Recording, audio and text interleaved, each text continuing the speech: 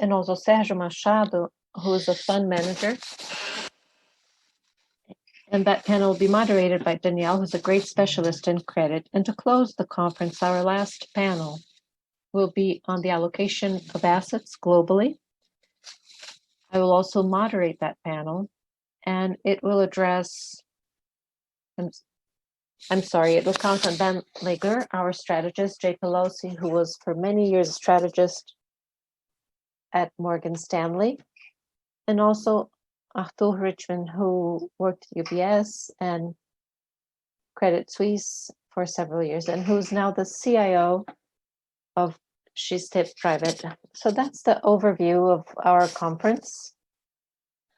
Again, I'd like to greatly thank you for being here. I think this is going to be a very enriching debate, not only today's debate, but tomorrow's. And speaking a little bit about practical issues, I will moderate all of the questions and answers, even in those panels that will be in English. They will have simultaneous translation into Portuguese, and you can ask questions in any language you wish to do so. And in case the questions are not answered in time, don't worry. We will send you these answers from panelists after the questions are sent to the panelists. So I'd like to place all of you on the waiting room mode. We have a few minutes before our panel begins.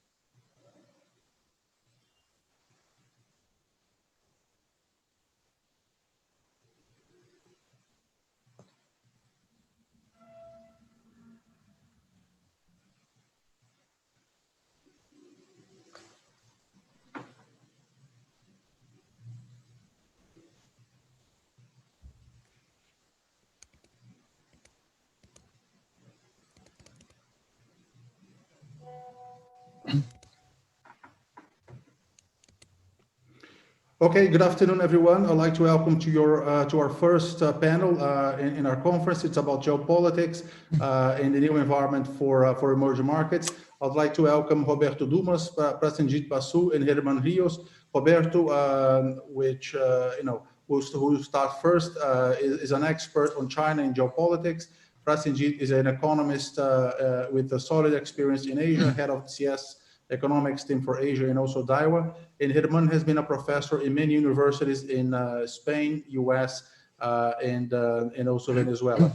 Now I hand it over to the capable hands of Roberto Dumas. Well, thanks very much, Atucci. It is a pleasure to be here.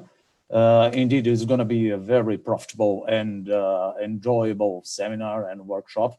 I would like to address a little bit about how geopolitics could affect Brazil, especially what's happening in China, in America, and the United European Union. For example, let me start with a trade war between America and China. I don't know if that trade war is going to get worse or it's going to get a little bit easier.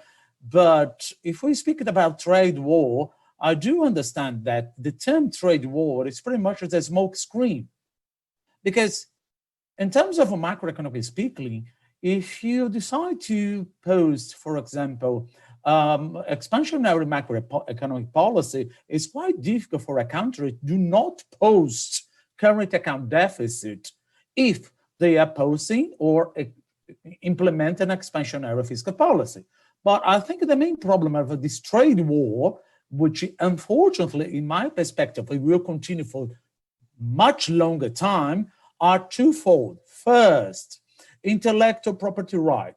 If you guys had the opportunity to read the phase one, I mean, you don't need to read, it's quite boring.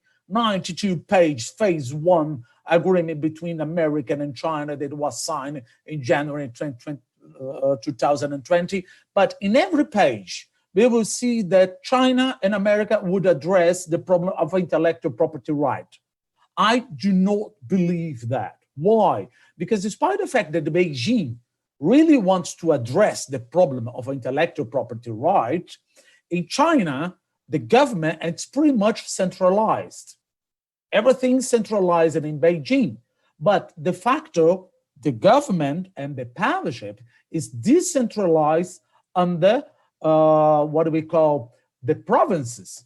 Let me see if there's everything okay. Yeah, the provinces and all the government of the provinces, they are evaluated according to the possibility if they can boost their GDP growth. So at the time that I used to live in China, I used to see, for example, provinces wholly completely dedicated counterfeit. And once those government, the province government, managed to boost the GDP growth, the larger and the much faster they could arise and the Chinese Communist Party rank. So I don't think that the intellectual property right will be addressed in 1, 2, or 3 years. It's going to be a little bit longer. So what's the point to be a little bit longer? It means that the global economy will face much more trade friction between these two larger economies. And the third one, not just about the trade war, because the trade war, it would say it's pretty much easy. If you apply expansionary fiscal policy, you cannot have a current account surplus. It's a macroeconomic identity. The third one, I would say national security. Allow me to go back a little bit in 1989. Because remember, in June 4th, we got the bloodshed of Tiananmen Square. For any particular reason, because of the Deng Xiaoping reforms or whatsoever. But after the bloodshed in Tiananmen Square, June 4, Deng Xiaoping, the big leader, the great leader, actually they got an ostracism. They were put aside. And China completely disappeared for the world in 1990. Completely disappeared in 1989. In 1991, Deng Xiaoping figured out that the USSR collapsed. Either Deng Xiaoping would return to the power sooner, or the huge amount of money that was trying to allocate in the best opportunities, such as the former USSR republic, it would miss all that opportunity. So Deng Xiaoping decided to establish what we call the Great Commitment. What was the Great Commitment? They come to the Chinese Communist Party, that's why we say Yes, the government is controlled by the Chinese Communist Party, is a dictatorship, but is no longer a communism. Since 1979, is no longer a communism. And this Chinese Communist Party tagged along with the State Council.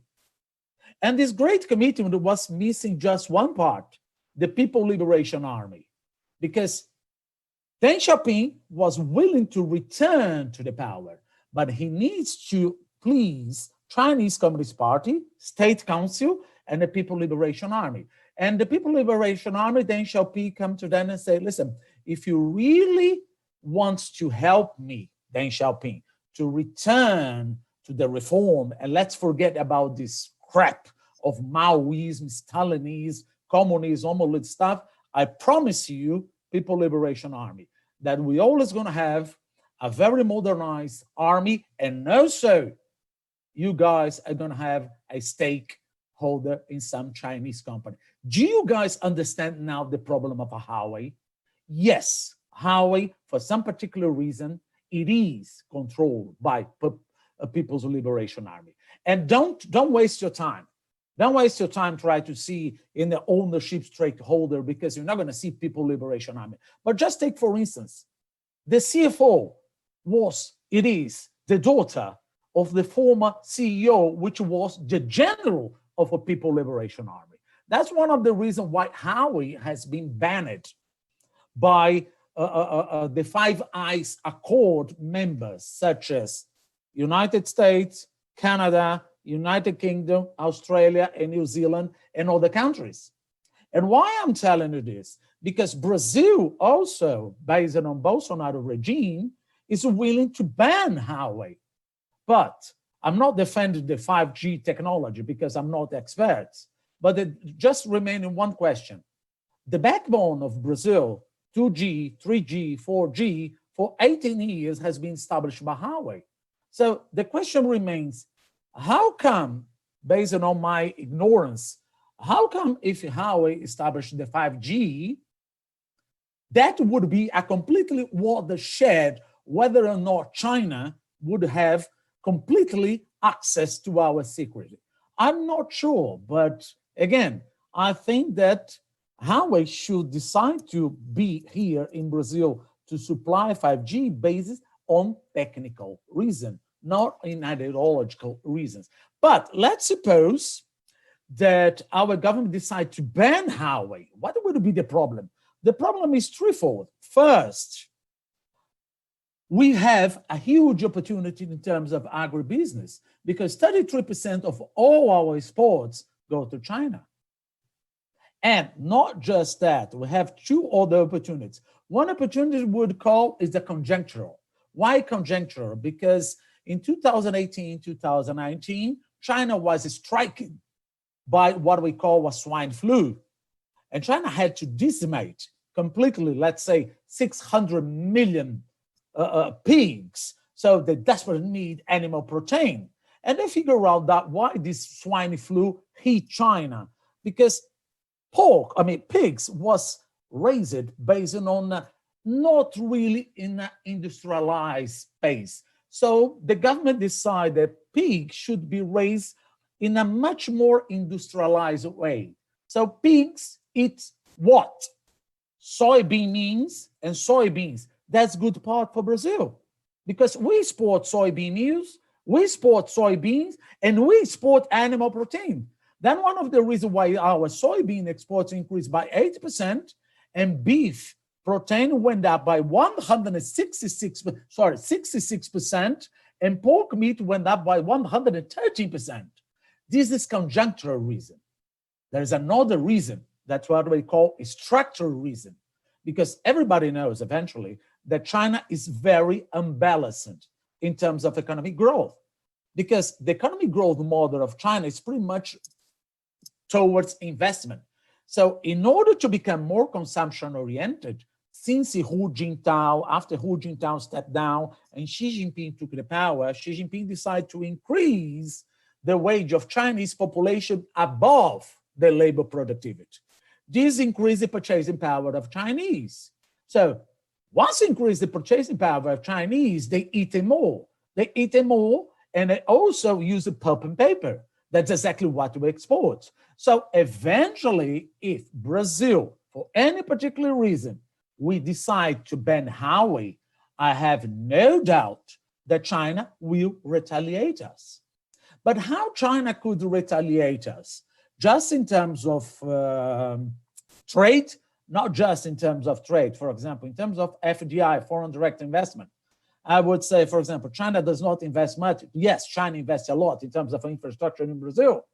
Since 2009 until 2020, at least in terms of Chinese stock in Brazil has reached around $80 billion. I'm not saying this is good, this is bad, but America or US foreign direct investment stock in Brazil has reached in 2019 170 billion. For example, China reached 0.5% or 50% of all stock of US foreign direct investment in just 5 years. So they can retaliate us. Just that? No, because we know, obviously, I used to live in China, and we know that's not just the only way that China could retaliate us. For example, all Brazilian companies located in China, if for some particular reason we decide to ban Huawei here in Brazil, their life in China will be miserable. Why will be miserable? Because in the West, everything what you say, for example, in the law, this is black, this is white, and this is gray. In China, this is black, this is white, and this is gray. They will interpret the law as they wish, and they can transform the life of our companies in China in a much worse position. And there is another reason, because we have heard many, many times, for example, China needs us to feed their population. Yes, I agree in 2020, but China also has a much longer in terms of planning rather than Brazil. I'm not saying that, for example, they established a free trade agreement in terms of agribusiness, soybeans, beef with Kenya, Ethiopia, Namibia, South Africa, Tanzania, Botswana. This is not an inch in terms of Brazil. But the question remains here. Taking, for instance, what's happening in Brazil, and taking, for instance, how long and how China established 5-year plan. The question is pretty much straightforward. Who will diversify first? Brazil will be able to diversify our main buyers, or China will be the first to diversify their supplier first? So we have to be very, very careful, because exports, although it's not our main engine of growth, it could, not shrink, but eventually we could not rely on exports for our growth in 2021. Apart from our emergency assistance and all of the stuff, investment, blah, blah, blah, but that export could suffer. But then you may say, are you talking just about China? What about America and the European Union? Because you were, I don't know, the second and the third largest buyer of our stuff. If you guys remember, I don't know if it was a debate or not. It was pretty much, a discussion between John Biden and Donald Trump in the first debate. But I pretty much remember when Biden looked at the television, the camera say, listen, Brazil, either you have our environmental agenda or we will find economic sanctions. Well, this is horrible for us, but it was music for the European Union. Because the European Union, I would say, let's say 1 month or 2 months, 2 years ago, 1 year and a half ago, we closed a free trade agreement between Mercosur and European Union. But this agreement was not ratified by the European Parliament. I know, despite the fact that it was not ratified, this is not enforceable because it needs to be ratified by the 28 countries. But the trend is not our friend. When it was Trump, the European Union was alone to request an environmental agenda by Brazil. But now Biden will ally with the European Union to require an environmental agenda. And it depends how the Brazilian government will respond. Either will respond, as it has happened for many, many times, with the guts or with the brain. Because if you respond with the guts, I'm not saying that we are right or wrong. I'm saying that if you're right, just show that we are right. Because there is commercial interest. Yes, obviously there is commercial interest, especially from France, especially from Ireland, especially from America. We have to be very, very careful. If we address, although I do not agree, or if we address in a very proper way our environmental agenda, let's not respond with the guts. But unfortunately, that's exactly what the Brazilian government is doing. And this attracts much more attention against Brazil. So put everything together. Eventually, in 2021, China will retaliate us in terms of exports. And also in 2021, it's very likely that the United States and European Union could also impose some economic sanctions in every way because we do not have a compelling environmental agenda. So who is my fourth largest buyer? Argentina. Well, Argentina is a recession. To whom am I supposed to export? To whom am I supposed to export? So I have a problem. I have four engines: consumption, investment, government, net exports. Net export, I'm pretty much scared. Government, we don't have, because we know we're going to have another panel with Sergio Goldenstein and Daniel Miraglia. We will discuss about the fiscal ceiling. Consumption, you know, our unemployment will increase because of a structured unemployment. So I'm pretty much scared in terms of geopolitics based on China, Biden, and European Union. And just to end, I know I have spoken too much. I don't think Biden will make easier for China. I think Biden will, within the system, will use WTO, you use United Nations, and will try to form a coalition of countries to face up China. But that does not mean Biden will forget about Brazil. Why? Because Brazil is the largest country of South America. So Biden or United States also somehow needs Brazil to try to avoid the sharp power, not the hard power, not even the soft power, but the sharp power of China. Sharp power, it stands for example, the Belt and Road Initiative, or investing more and more and more. And if you give much more money to a country, we will decide this or that. So in a nutshell, what I'd like to say for the next year come along, we have to keep a look on how and how Brazil will address this issue, and our environmental agenda. How we address our environmental agenda, because we depend on China, we depend on United States, and we depend on the European Union, and also we depend on Argentina, but Argentina is a recession. So I have not this luxury to forget about exports. I really depend on exports, although exports is not our main engine of growth, but I depend on exports. So that's pretty much what I'd like to say. I pass now the voice to Roberto Atush. I hope that I did not, let's see, I think I have spoke for 12 minutes. That's it. I think absolutely open for further questions. That's the main point, and try to exchange some ideas. Thank you, Atushi. I'll give back to you.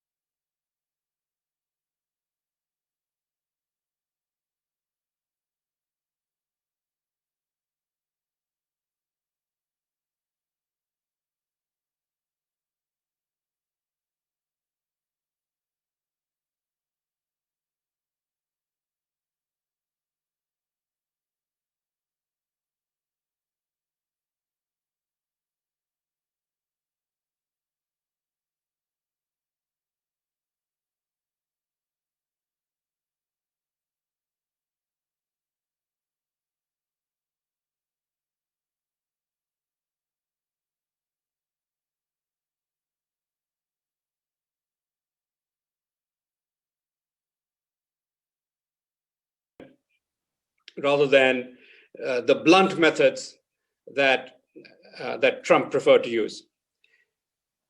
What that means is that policy towards China will be somewhat more dovish, but all of that will take some time because the US Congress is very hawkish on China.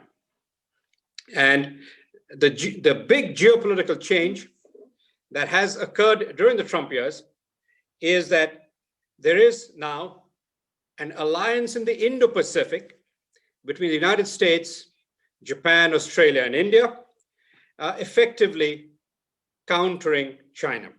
So China has come up with the RCEP, a free trade agreement that is a very narrow industrial free trade agreement that doesn't cover services and agriculture, but it covers most of Asia. But what is interesting is that in the first month after the signing of the RCEP, China has essentially stopped imports of coal from one of the partner countries of RCEP, Australia. So you begin to see that China is now more or less at something like a trade war with not just the United States, but a number of other countries in the region, and particularly the 3 or 4 members of the Quad, along with the United States.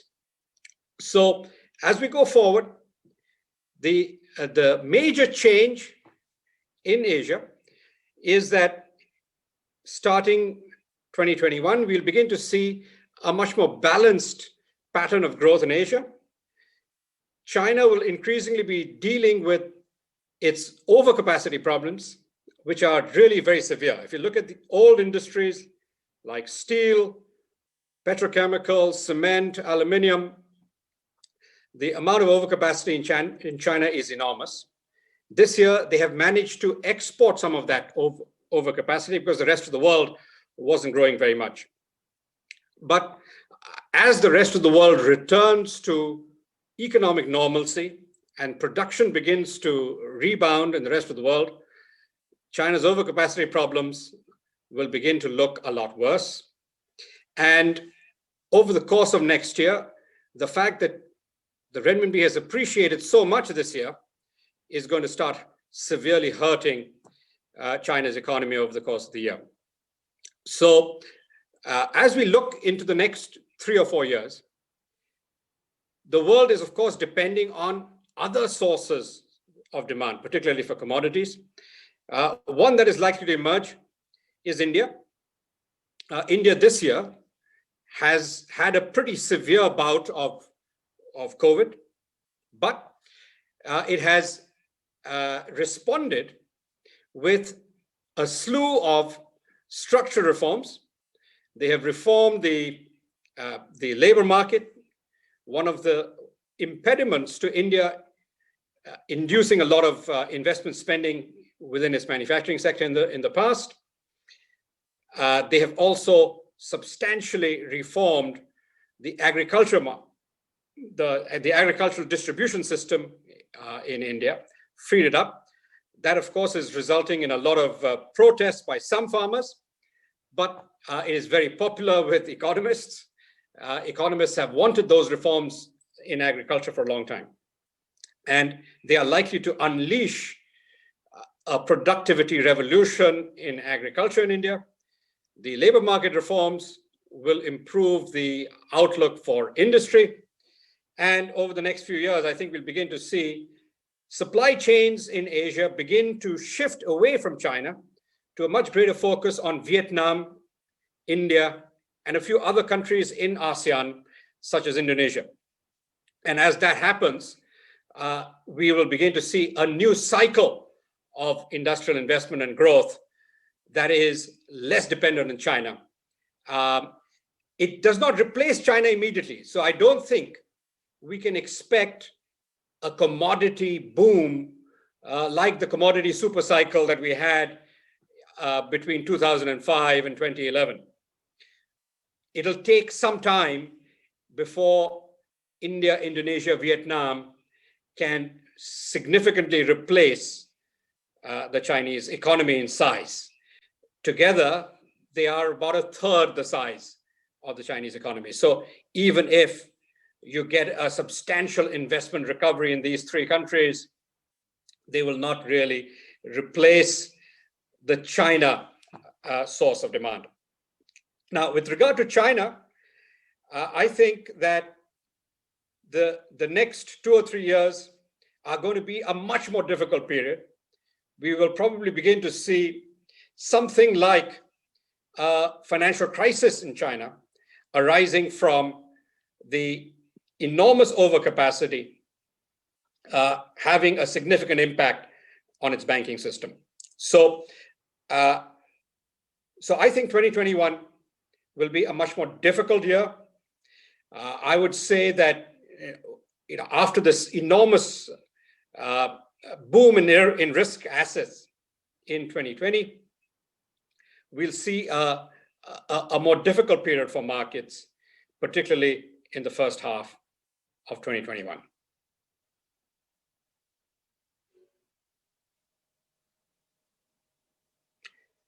Sorry, there was a lot of echo, so I was going a bit slowly, but No, so I think that's my 10 minutes.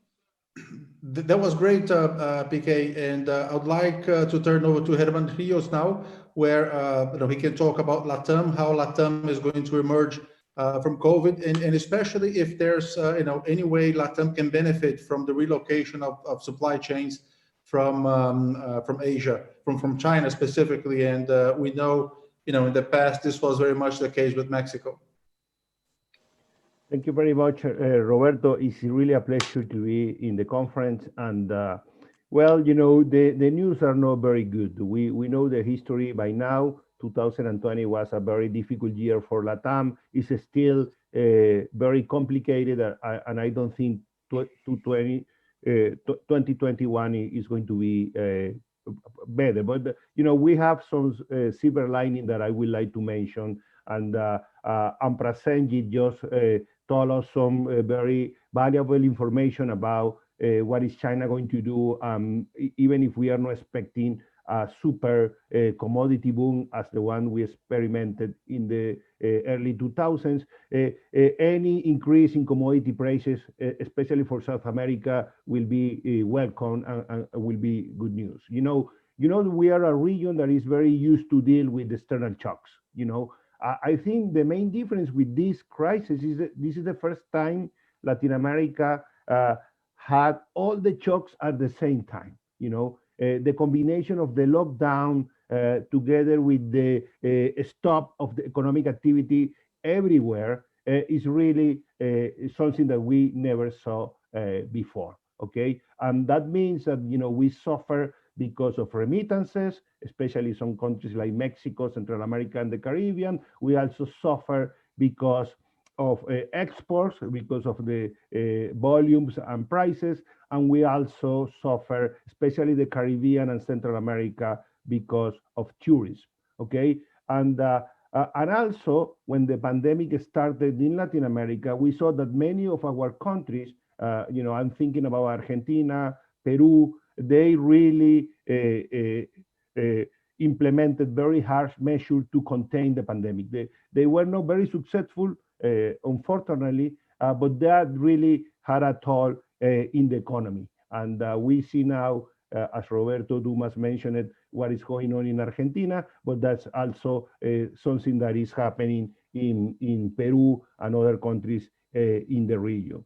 So I'm very concerned for two reasons. The first one is what all this mean on social indicators in the region. We were, in a sense, in a better situation after the commodity boom because we managed to reduce poverty from 40% to 20% in a very short period of time. Even inequality went down. We are a very unequal region in the world, but inequality went down. And basically the reason for that was we managed to generate more formal employment, and we managed to, with a combination of growth and very active social policy, Brazil is an example of that, we could get out a lot of people from poverty. But the situation now is that this crisis really hit hard, the poorest people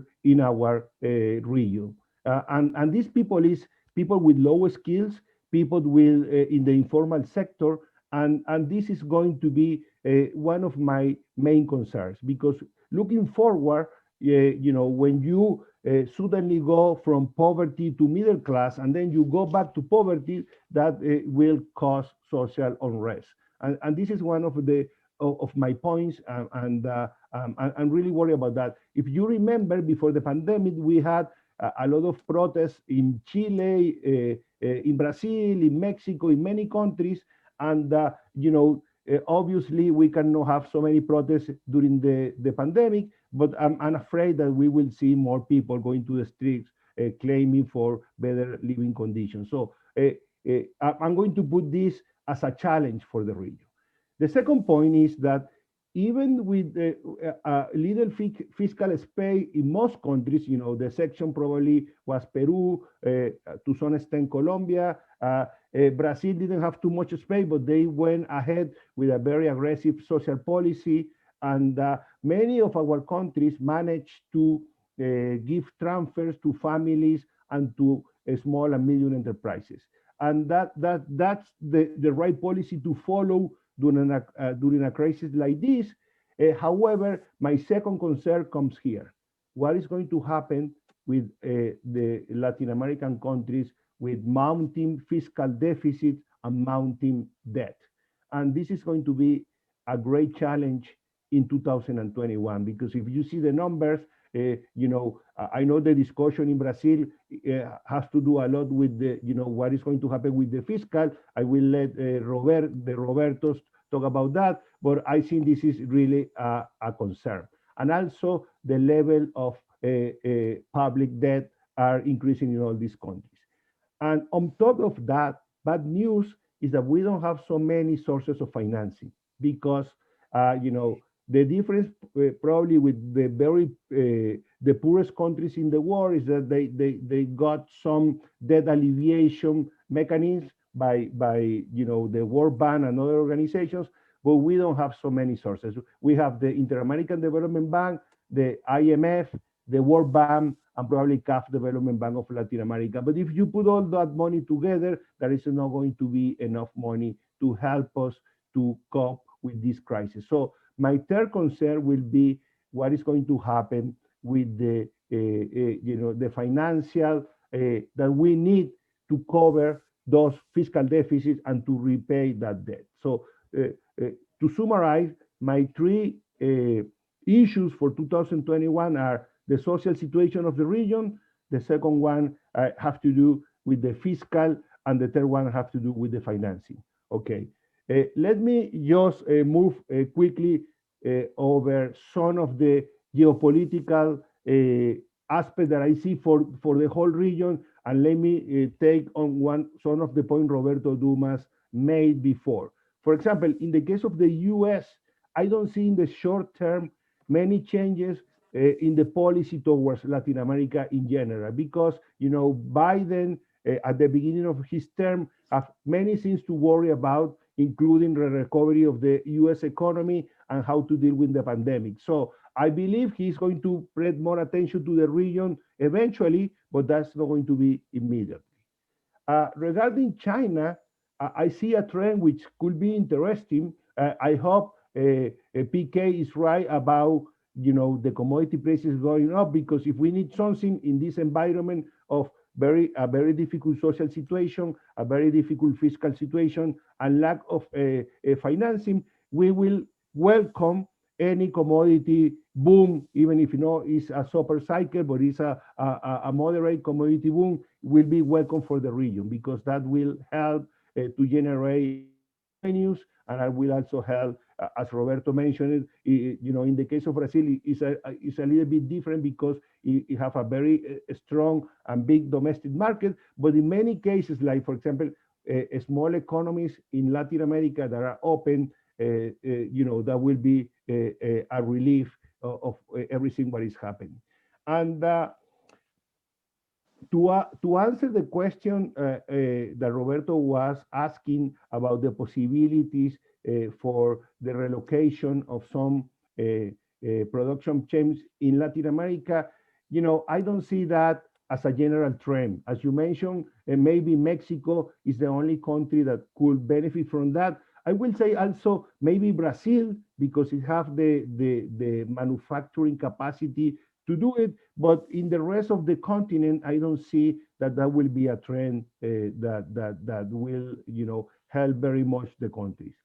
Let me just finish by saying that I believe one of the trends that I'm looking now, and I would like to see Roberto Dumas' views on this, is that we know China in the region because of trade.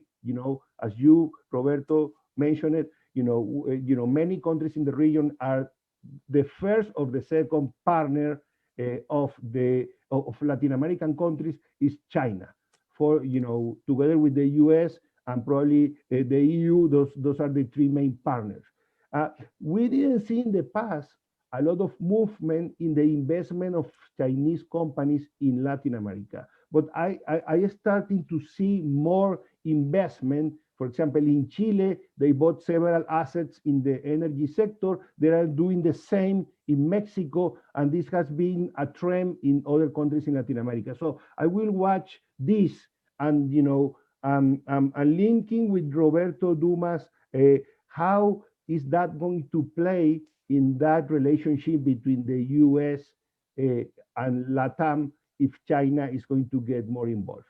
Let me just finish by saying that crises are sources of opportunities. And I believe we need to take some of the advantage that the global trends are going to bring to the region. For example, everything that is related to digitalization, automatization, are opportunities to leapfrog, because we can try to use those technology to improve. If you see, for example, one of the advantages of Latin America is the penetration of cellular technologies. Those are a business opportunity. I will mention that that's a good, in government's agenda, they should focus on how to take advantage of that. We see some example, for example, in Mexico, Kavak, which is one of the unicorns that is working in selling used cars. This is an example of using technology to start a great business.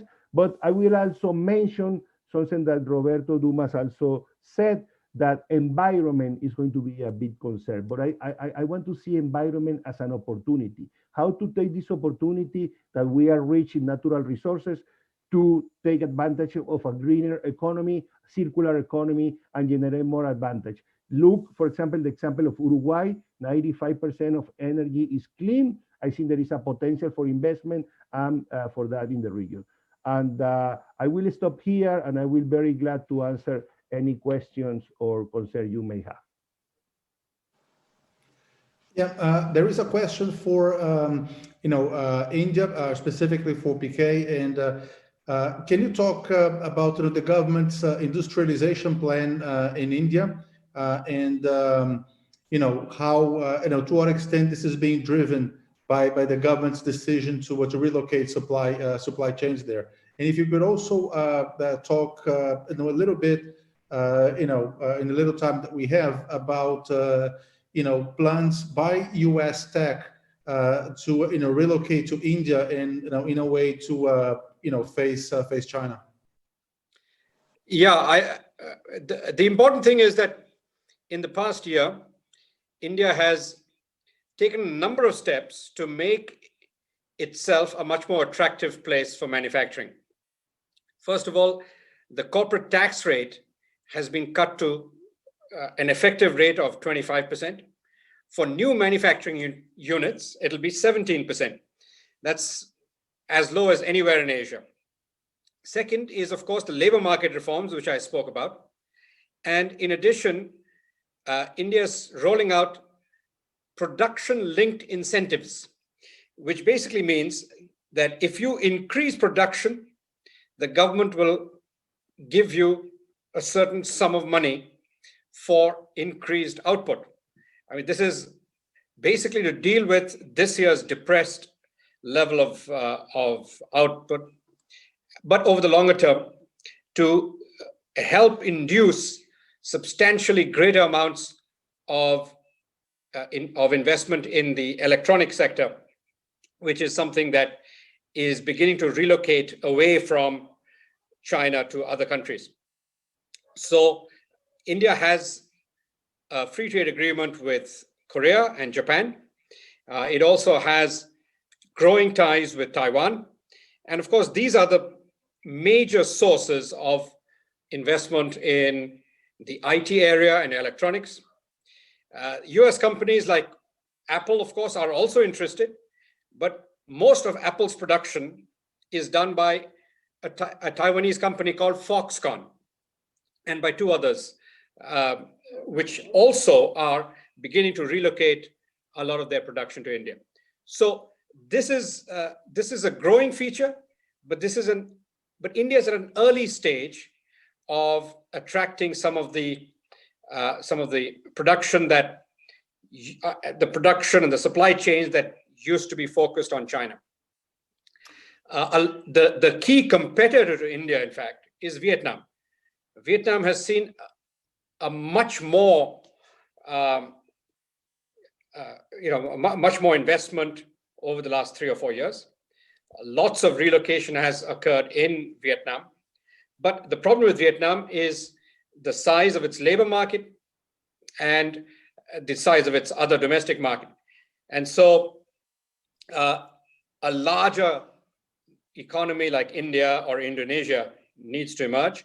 And India clearly has thrown down its gauntlet and is going ahead quite aggressively with a whole set of new policies. Thanks very much, PK. Thanks very much, Roberto and Herman. We have a lot of questions, but unfortunately, in the interest of time, we cannot answer all of them. So, what I told the audience is that, even if you have more questions, you can still send, and we'll forward them to our panelists. So I'd like to thank you very much. I'd like to let the audience know that we'll have a little quiz where we're going to have 2 questions presented now. We'll be sending the questions to the answers to you later, in the next couple of days. Yeah, for me, it sounds great. It was absolutely a great opportunity. And I hope we can do it again, because the way the worldwide is going, I mean, we should do this, I would say, not in every week, but at least in every quarter. Absolutely. Thank you. That was my pleasure, and count on us. Okay, so I would like to thank you, Herman, again. I would like to see the first question now.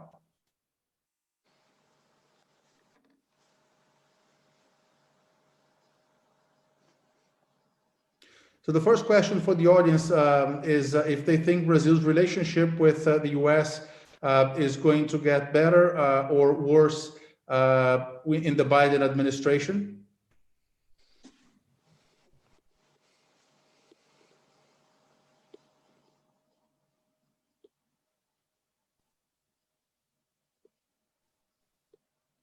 Sorry, Roberto, this is a kind of question that is posed for us? No, for the audience. Okay, sorry.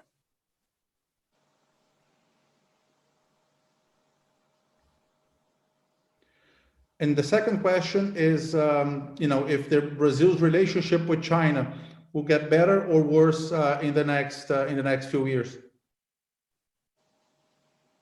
So give people 1 minute to answer.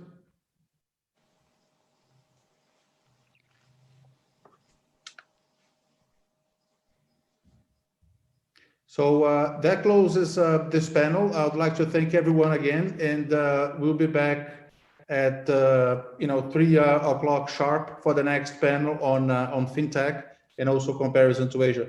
Thanks everyone again, and see you in 2 minutes.